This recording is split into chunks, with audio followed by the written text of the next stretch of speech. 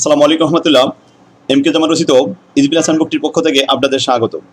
আজকের টিটেলের বিষয় bond value and stock ভ্যালুর নবম ক্লাস।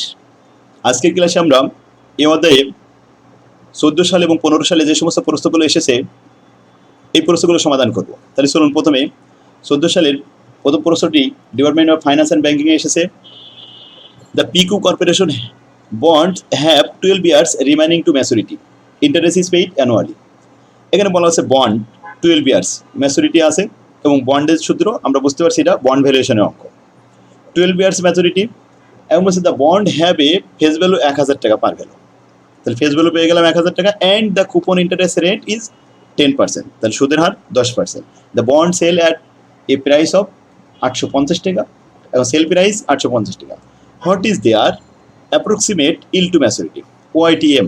বন্ড ভ্যালুয়েশনের 3 নম্বর প্রশ্ন, ওআইটিএম ইল টু ম্যাচুরিটি চাওয়া হয়েছে, যেখানে প্রয়োজনীয় তথ্য সব দেওয়া আছে। এখন আসুন আমরা সূত্র লিখলাম। উই নো দ্যাট, আমরা জানি ওআইটিএম সমান সমান interest amount plus RV minus net sell value ভাগ N whole divide by RV plus net sell value ভাগ 2 ইন্টু 100। হিয়ারে face value, interest amount, RV, net sell value এবং ম্যাচুরিটি পিরিয়ড লেখা হলো। আরভি আমরা কত লিখব? আরভি এখানে redeemable value at par, at discount, at premium এ ধরনের কিছু বলা নেই। যদি কিছু বলা না থাকে তাহলে ফেস ভ্যালুর সমপরিমাণ লিখতে হয়। তো আমরা ফেস ভ্যালু দেখেছি 1000 টাকা, আরভিও লিখে দিয়েছি 1000 টাকা। যাই হোক, নেট সেল ভ্যালুর সাথে কোনো ফুলেশন কস্ট থাকলে বাদ দিতে হয়, কিন্তু কোনো ফুলেশন কস্ট নাই, এজন্য নেট সেল ভ্যালু ওই 885 থেকে গেল। ম্যাচুরিটি পিরিয়ড 12 বছর। সূত্রে মানগুলো বসিয়ে আমরা অ্যাপ্লাই করি।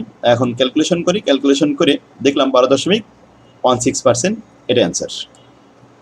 তাহলে ফাইন্যান্স অ্যান্ড ব্যাংকিংয়ে 14 সালে অঙ্কটি এসেছিল, আমরা এটা সমাধান করতে পারলাম। এবার আসুন ফাইন্যান্স অ্যান্ড অ্যাকাউন্টিং ডিপার্টমেন্টে 14 সালে একটা অঙ্ক এসেছে। ABC company bond which currently sell for 1080 টাকা has a 10% coupon interest rate and টাকা 1000 পার ভ্যালু। ফেস ভ্যালু 1000 টাকা, সেল হচ্ছে 1080 টাকা। পেজ দ্য ইন্টারেস্ট অ্যানুয়ালি, বছরে একবার করে সুদ গণনা করা হয়, সুদ প্রদান করা হয়। And has 10 year to maturity, তাহলে এই বন্ডের ম্যাচুরিটি পিরিয়ড 10 বছর, তাহলে এটা পরিশোধিত bond. Calculate the approximate yield to maturity, YTM বের করতে হবে, এইটুকু প্রশ্ন। And also calculate YTM 10 year zero coupon bond sold at 500 টাকা। এই সেন্টেন্সটা আলাদা প্রশ্ন, কারণ জিরো কুপন বন্ডের সাথে উপরের বন্ডের কোনো মিল নেই। তাহলে এখানে বন্ড কয়টা? 2টা বন্ড, একটা হলো জিরো কুপন বন্ড, একটা হলো রিনিউয়েবল বন্ড, পরিশোধিত বন্ড। তো পরিশোধিত বন্ডের একটা প্রশ্ন, calculate the yield to maturity, YTM বের করব। আবার জিরো কুপন বন্ডেরও ওআইটিএম বের করব। তাহলে আমরা পরের এই সেন্টেন্সটা এখানে রেখে দিলাম, আগে আমরা 1 নম্বরটা শেষ করি। Requirement on calculation of yield to maturity.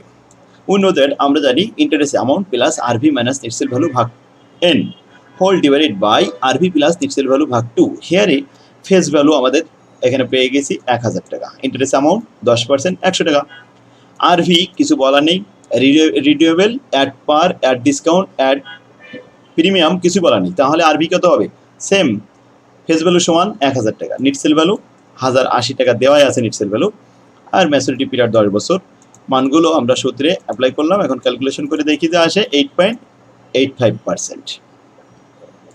2 নম্বর রিকোয়ারমেন্ট বলছে and also calculate the yield to maturity, যেখানে বলছে কুপন, এখানে zero coupon bond sold at 500 টাকা। জিরো কুপন বন্ড আবার বিক্রি হবে কত টাকায়? 500 টাকা।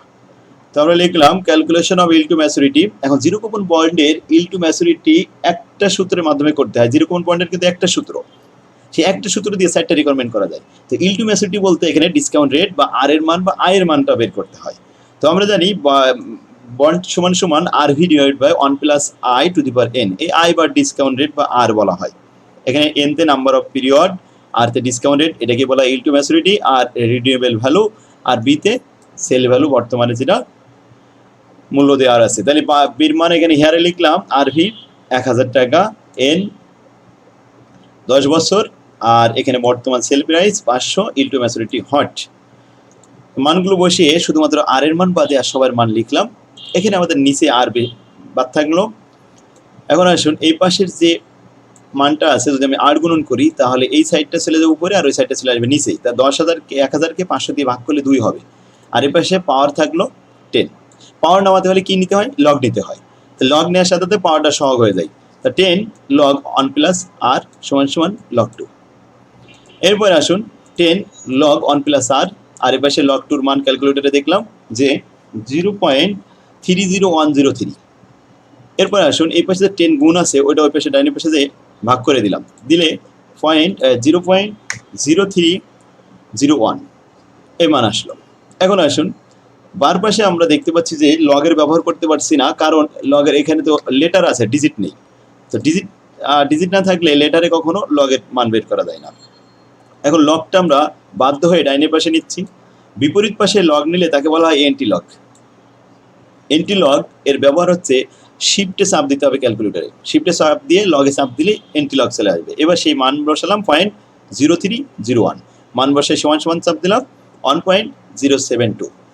এরপরে আসুন আর এর মান বের করবো বলে 1 + r আছে, এই 1টা আমরা ডাইনের পাশে নিয়ে মাইনাস করে দিলাম, দিলে ফলাফল থাকলো 0.072। একে আমরা 100 দিয়ে গুণ করলাম, 100 দিয়ে গুণ করলে আসলো 7.20% অ্যান্সার। তো আশা করি বুঝতে পারছেন। এরপর আসুন ফাইন্যান্স অ্যান্ড ব্যাংকিংয়ে আরেকটা অঙ্ক এসেছে 14 সালে, এটা সি পার্টে। EMC corporation just paid a dividend of 1 টাকা 50 পয়সা। ডিভিডেন্ড কাকে দেওয়া হয়? শেয়ার মালিকদেরকে। তাহলে বোঝা যাচ্ছে এটা share valuation. The dividend is expected to grow, এর আবার গ্রোথ রেট আছে জির মান 5% a year for the next 3 year. কয় বছর?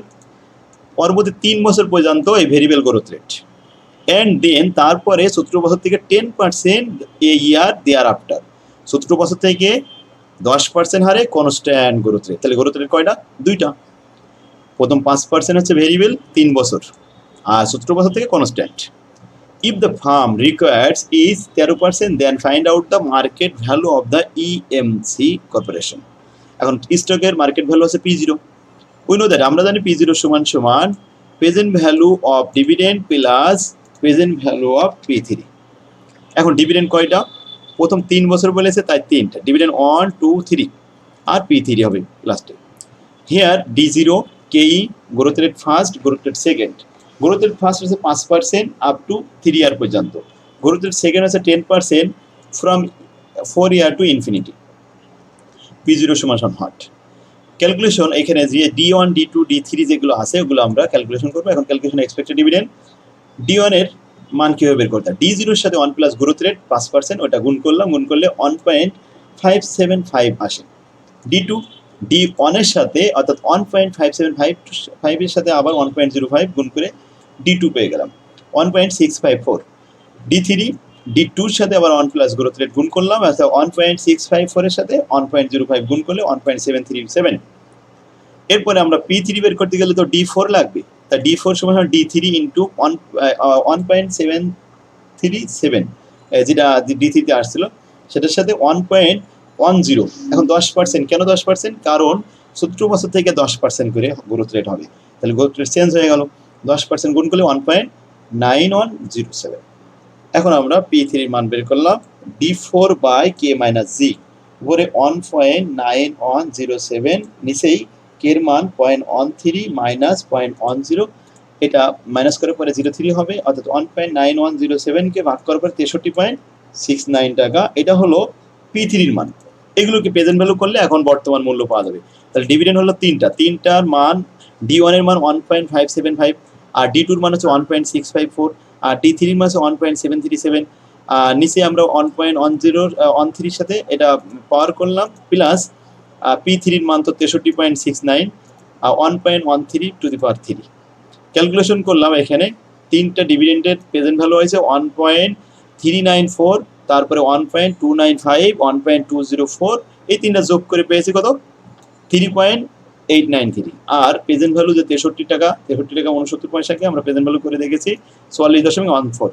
তো 44.14 এর সাথে যোগ করার পরে 48.033 অ্যান্সার। এই হলো প্রেজেন্ট ভ্যালু। এটা কত সালে আসছিল? 14 সালে, department of finance and banking. তো আসুন এরপরে 15 সালে ডিপার্টমেন্ট অফ ম্যানেজমেন্ট সেকেন্ড ইয়ারে এসেছে, you want to purchase two preference share of a firm. Preference share, এটাও শেয়ার ভ্যালুয়েশন।